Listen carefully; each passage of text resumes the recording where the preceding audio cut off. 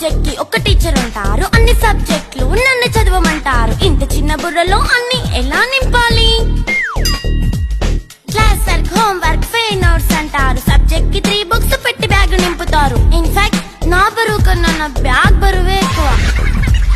క్వశ్చన్లు, ఆన్సర్లు, సర్ప్రైజ్ టెస్టులు తమ్మి దాటుకొని మళ్ళీ స్కూల్ వాన్ ఎక్కేసి అమ్మయ్య ఇక ఇంటికి వచ్చేసామనుకుంటే మార్క్స్ తక్కువ వస్తే చెయ్యాలి అసైన్మెంట్. రిపోర్ట్ కార్డ్ చూపిస్తే ఇంట్లో ఉన్న పనిష్మెంట్. హోంవర్క్ చేయమంటూ మమ్మీ చంపుతుంటుంది. ట్యూషన్ టైం అయిందని డాడీ తరుముతుంటాడు. డాన్స్ క్లాస్ కి వెళ్ళమని తాతయ్య తిడతాడు. స్నాక్స్ తిని వెళ్ళమని నాన్నమ్మ ఆపుతుంది. ఇక అన్నీ అయిపోయాక కాసేపు టీవీ చూద్దామంటే మమ్మీ ఎంట్రీ ఇచ్చింది. బెడ్ యొక్క మంది చిన్న నాప్ తీసేలోపు తెల్లారిపోయింది.